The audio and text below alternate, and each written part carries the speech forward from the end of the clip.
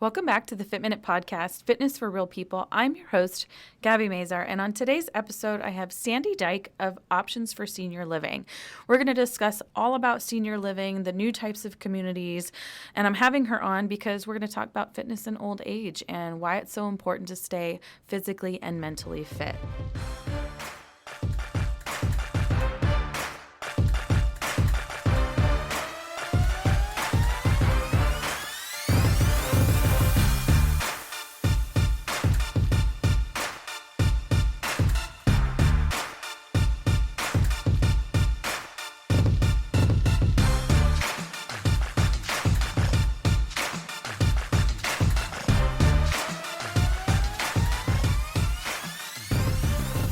Welcome back to the Fit Minute Podcast. Today I have Sandy Dyke of Options for Senior Living. We're going to talk a little bit about preparing for senior life, how to stay fit while you're in later age, and why it's important to stay healthy and stay fit, not just physically, but also mentally, and a little bit more about preparing things for older age, like senior living specifically, and you have an event coming up that we'll talk about as well. So welcome, Sandy. All right, thank you. Yeah, so tell me a little bit about your background. Options for Senior Living is a senior placement. Correct. But your history in senior living is much longer than that. Yes, it dates way back. So I actually started in senior living about 25 years ago, and I entered the senior field officially as an activities director, doing music therapy, various activities in the nursing home setting. And if we all remember nursing home settings, we kind of have that stereotype vision of the long corridors and a very medical setting. But then over the years, I kind of moved my way more towards the management side, more towards operations. And fast forward 25 years, I then went into managing the larger communities that we see going up out there all around, it seems, the valley right now. And I was overseeing the properties, ensuring that the medical care, the food was provided, the maintenance, everything. So I did that for many years, did some hospice after that, and did some mobile physician practice work after that. Bring me to today and what I do. And I chose the route that I'm doing now because I have such a vast array of experience helping the senior population and the families that now I can be a resource for both sides. So, talk a little bit about music therapy. That's an interesting thing that I don't think a lot of people know about. So music therapy, I always compare it to one of the other, just like physical therapy or occupational therapy, but we use music as our tool. So an example I always like to use, which is easy to understand, say you have somebody that had a stroke recently and they have limited motor coordination or motor movement. You may know that they used to be in a band, or they really like music, or they just have a hobby of playing the drums. So I'm going to use their past experiences, their past interests, to incorporate that into their rehab. So I might have them participate in some type of drumming group where it requires them the fine motor skill grasp of a drum mallet, the gross motor coordination of their arm. And so a lot of times music therapists kind of have an edge on other therapies because it's seen as fun and not so much work. So that's, in a nutshell, you're using music as your modem to get that therapeutic result. So you talked about the nursing home type idea that people have, the long corridors and the scariness about it. But one thing we don't think about in senior living communities is that a lot of them are active lifestyle. Oh my goodness, yes. Communities. So you have gyms, you have trainers, you have activities. Can you explain some of those things? Oh gosh, Senior living communities now are just completely amazing. Like you said, there's full-on gyms in some of these. I always joke there's wine cellars because, you do the work and then you have to have the fun. But yeah, they have gyms. They have outside physical therapy, occupational therapy coming into a lot of these. So because the key thing is bringing everything on site to the senior. And when I say senior, I mean, honestly, we have people in their 60s moving into these communities, and by no means are they senior at all. But they're it's still active oh my and gosh. healthy, and And it's so just important. right, and it's just a community of like people in your Exactly. same age group, people that have the same interests, people that want to converse with people their own age, and Right. a lot of those things are taken care of in the senior living communities. Like, you have the cafeteria, you have, I think some of them even have restaurants. Oh, yeah. And Yeah. you've got the gym, you've got as kind of an all-inclusive resort. It's really it's a total social model. That's the Yeah. idea behind senior living, is social model. So people are coming together for a quality of life, social components. And so, the nursing homes that we all think of way back in the day, those are a complete medical model. Yeah. Assisted living is completely different, all based on social and quality of life. So tell me a little bit about things that you have to do differently in like with senior living for active, like as an activities director. What are different things that you would do for them as opposed to, let's say just the YMCA? Yeah. So, I mean, in a senior living community, you really want to promote activity. You want to keep people as active as possible. The old saying, you don't use it, you lose it type of thing. And in many ways, that's so true, because as we age, it's just naturally a lot of us become more sedentary in our lifestyles, and you experience muscle atrophy. Your brain isn't stimulated. Your different just health components, everything impacts the other. And so the big thing is keeping people active, whether it's physically, mentally, socially. You want to keep that active factor going. Yeah, I know. I have a few clients, and they'll probably be mad at me for mentioning, but that are in their 60s and 70s and have always kind of been fairly active, but never really worked out. And now their focus is more on balance, on maintaining muscle mass and strength, core strength, just, to prevent from falling. Because falling is a huge... It could be huge, yes. It could be detrimental. It could lead Yeah. to death a lot of times. So, Yep. a lot of my older clients, that's kind of their focus. So that's what we focus on to get them into older age, staying healthy and staying active. Right. And none of us want to think that we're going to be in that situation as we age. I today still feel like I'm 20 years younger than I am. We just mentally, we don't grasp that. And, our bodies things have taken its toll on us over the years. So I'm going to tell this story, but my dad's probably going to be really mad at me. But I talk about my parents a lot. But both of them are actually they use silver sneakers.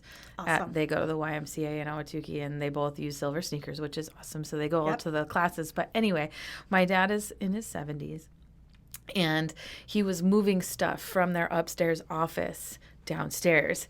And he said to me, I feel a lot younger than I am, and moving these things, it was really hard. Yeah. And he felt it, and he's like, I envision myself stronger and younger.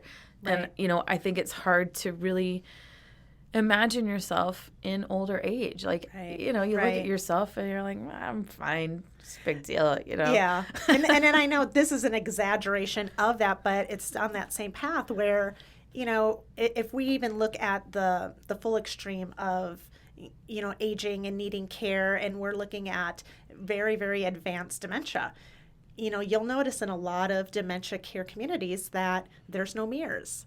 And a lot of times they don't put mirrors up, because when somebody in advanced age with advanced dementia sees themselves in a mirror, they don't see them as themselves. They don't recognize that person in the mirror, because it's an older individual. They still think they're that younger image. And so kind of the same concept. You don't feel as old. I mean, you're older than you feel. Yeah. So. That's interesting. I did not know that. So talk to me a little bit about options for senior living. What exactly do you do? What is it? Why do you do it? So I don't know anything else but working with seniors. I can't see myself doing anything else. So Options for Senior Living, we are a personalized hand-holding service, no cost to the families, in helping their loved ones navigate the world of senior living, help them find options for when they're no longer able to stay at home safely. All of us want to remain in our home as long as possible, and that's always the first and foremost. But there may come those times when that's just not going to be possible. And so what I do is I will meet with them. I will talk with them. I will assess them medically, financially, socially. Are they a veteran? What is their financial situation? And I will assess what their needs are with them and then come together with them to narrow down options for them in the community.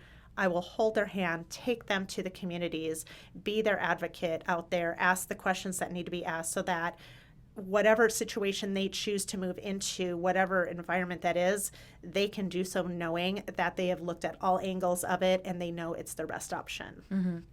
And you don't just work with people that are needing to go into assisted living. Correct. You place people into regular senior living communities as well. Right. So there's senior living communities and there's assisted living group homes. A lot of times people kind of get confused with what's the difference, or are they the same? They're both licensed exactly the same by the state. The only difference is one is a residential home where 5 to 10 people can live together with the care, or they're in a larger community and it's a much more socialized atmosphere. So, okay, so you have an event coming up this Wednesday. We do.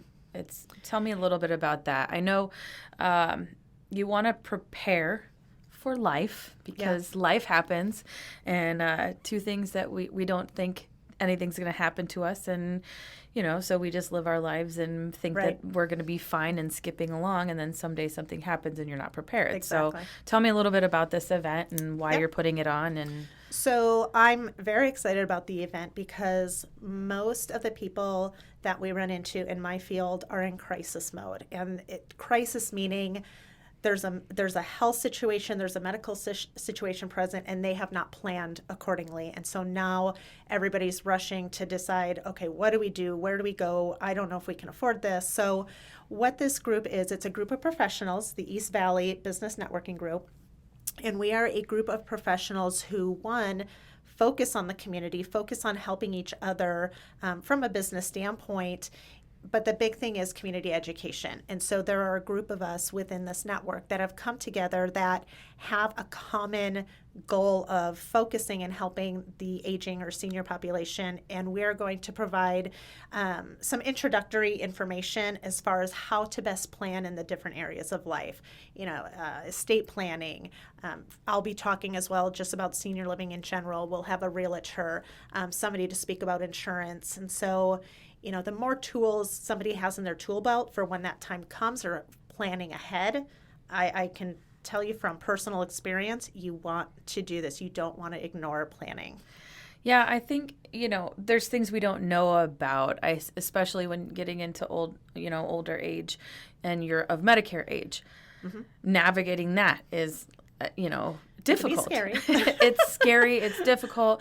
And with anything, obviously I'm an advocate for coaching because I coach people to work out. But you want to have the right tools. You want to have the right information to be able to get the right care or, the right insurance or, to be able to move into a place that is for you. That's the thing. You want to be an educated consumer. I'm dealing with families currently where they moved their loved ones into a setting where they thought their needs would be met. They did not have anyone helping them do that. And we're in a situation now where they've reached out to me and I'm understanding, dynamics have significantly changed. Mom and dad are declining significantly and they are a risk to themselves being in their current environment. So I'm working with them to quickly assess the situation, look at the options available. But yeah, it's so important to be planning. How do you handle a situation, let's say, where someone needs to be put into care or needs to be in a community that doesn't want to? That's the majority of people, because like I said earlier, nobody wants to leave their home. That's where that's the initial part of the assessment. And the more I can develop a relationship with the people that are possibly moving, I want to do that. So if at all possible, I want to make that personal connection. I need to gain those individuals' trust. And once they get to know me, know that we're here all in their best interest, they also have to have an active voice. What I encourage families to do is, as much as possible, depending upon the mental capacities of the people we're working with, they need to be involved in the conversation. Yeah. Sometimes it's just getting them exposed to the environment, because all they're thinking is a nursing home model. Yeah, it's scary. It is scary because, it kind of, I don't know why, but One Flew Over the Cuckoo's Nest is the first thing that popped into my mind just now. But that's traditionally what you think of. You think of this nursing home situation where there was a lot of bad things that would happen to the elderly, people being beaten or beaten and abused, or not being fed, or getting sick, or whatever. That's what you traditionally think of. Yeah, and that's what our older population, that's the era they're from. That's all they know. Yeah. And so, if that's the case, and we're in a situation where they just have this block vision of, oh my gosh, I'm not going there type of thing, sitting in a wheelchair in a cold hallway, nobody's talking to me. One exposure, and honestly, maybe it's just, let's all go out for lunch. Yeah. We go as a family. I go with the family, the individual. We go have lunch, and that lunch just happens to be in the restaurant of the senior living. Mm-hmm. They then see for themselves firsthand, wow, this is not what I thought it was. Yeah. And again, we're talking about people that have that mental capacity to grasp that. Now, if we're working with somebody that has advanced dementia, a whole nother approach we have to look at. Completely different animal. Tell me a little bit about some of the activities or events that senior living communities put on to keep us active. Yeah. It's awesome because there's such a wide range of opportunity. You can have, even in specifically memory care settings, they're getting people active. You're going on walks. You're doing volleyball with objects that obviously aren't a true volleyball, but balloons or whatever. Again, anything to keep that mobility active and the muscles moving. All the way to yoga groups. They have yoga groups. They have Tai Chi. They have, for those that have pools, they have water aerobics. It's such a new era of senior activity out there and fitness. It's amazing. And our older population is larger than it's been. We're living longer. We're living longer. There are more people that are in that age group. We got a lot of the baby boomers, so it's not, it is something that we need to consider. I think my parents are going to think that I'm trying to put them in a home now, but Mom and Dad, you're not going anywhere. But you're right. We have such a large group of people entering this population that, again, even early 60s, people are looking to move out of their homes because they just don't want the upkeep. Yeah. But and I give big kudos to the senior communities, because they are doing a very good job keeping up with the changing demands for the fitness industry and healthy living. Yeah. So. Well, tell me again. So the name of this event on Wednesday it's EVBN Presents. It's EVBN Presents. And oh my gosh, I'm trying to think of the whole long term of it. But it's, in a nutshell, it's planning for your future. Okay. And again, we're touching on all aspects of living so that everybody that attends can get a taste of, okay, let's put there. Hopefully, some lights will go on upstairs if they haven't already. As far as wow, I really probably need to look at this. And it's Wednesday at what time? It is and where? Wednesday at noon at the Mesa Chamber, downtown Mesa. And I think it's 165 North Centennial. Okay. And so it's on the second floor. But again, it's going to be about an hour and a half long. But each of our speakers are going to have about a 10-minute segment. and there'll be time to ask questions as well. Okay. I'll post all of that information in the show notes and on Facebook and Instagram and everything.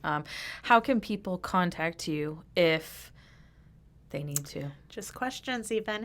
Yeah, I can be reached directly, honestly, either a couple ways. My immediate way is just by phone, and that's 480-242-5753.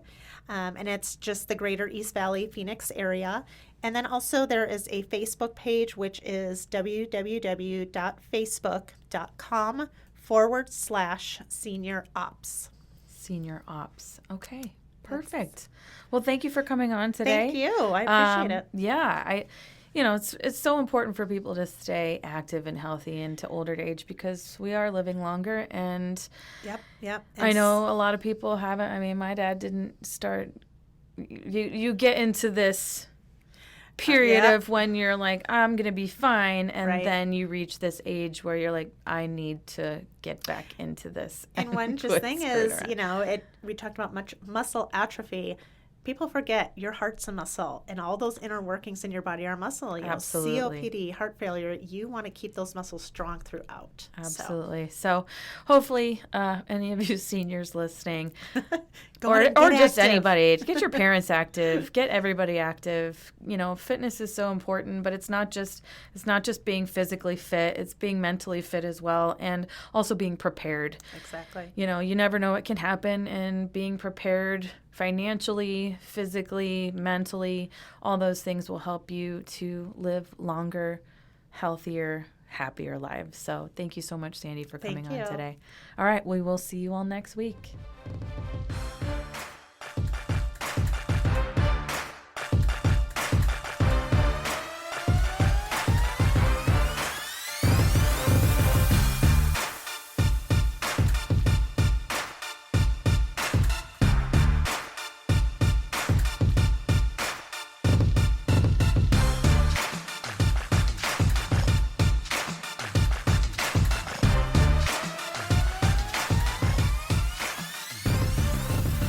Thank you so much for listening to the Fit Minute Podcast, Fitness for Real People, with me, your host, Gabby Mazar. If you would like any more information on what we talked about today, you can find it in the show notes, or you can find it on my website, www.healthybodyworksaz.com. Please leave us a review if you like what you hear, or subscribe to our channel on iTunes or whatever platform you listen to. Join us next week to hear more stories about people just like you.